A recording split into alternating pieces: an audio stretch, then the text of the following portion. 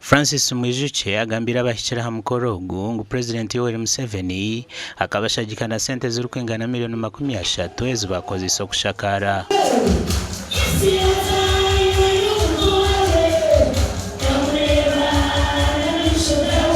Aha mukorogu sente z'urukika miliyoni 87 nizo zirundinwe kandi Speaker w'ishenjero ya Uganda Jwechirwe Amos Kankunda MP wa Rwampara abahire miliyoni 20 kandi Mwijuche we nekaye bahereza miliyoni 5.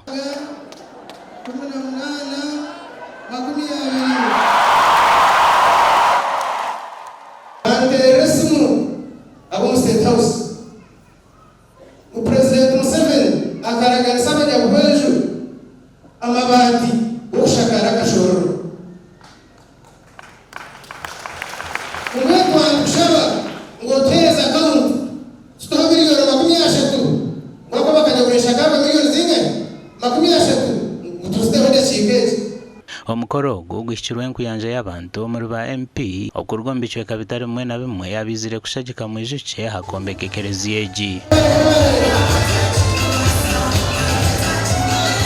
itwe Rwampara ute kagiro mukango na bwele nano mukango bukaretwa urujekero wanyu national urujekero wanyu Mwijuche na Olive Tuna musima uriye tuna musima tujye yomani kora rwa mwambere na musima munonga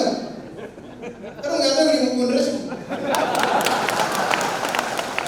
karo ngambere kumena nyesigati utecho kumana akikorashi na akiseye ingaga muraba kujya gutinga umwe abebembeza abandi kurwo muri Swikteji basimira ubushagi cyo buhirweyo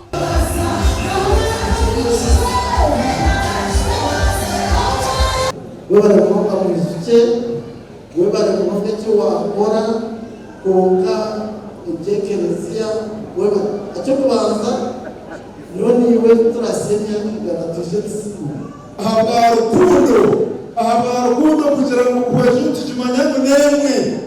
ubuheshe kintugetereza kweyemwe cyo shimarebera twakinga kwazera mukatwize kashororo nimwe tubase kubahagera kugira tubase kugira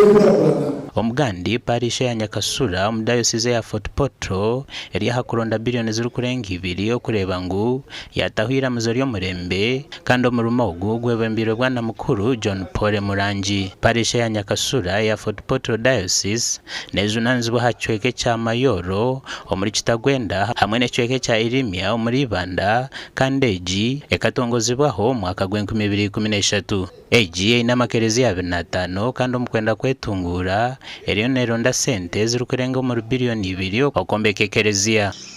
Parisha ya Nyakasura ina makerezia 25 kandi amakerezia 25 ago ebihanda 2 eke Irimia na Kakindo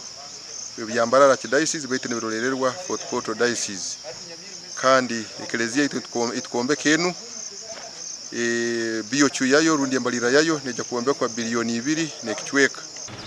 abo kwabombekane yamani mwenu kambaraganisize kubaretere siminti 50 ko muganda goko bakwatira uko mbekekereze yaranga siminti zo 50 nazireta nzeze ningusima najangwa wakora umurimo gwa Ruhanga ntaba hatari mu kuferwa gasha kwa Sengendo Abdul Karim na Timothy Mushabe.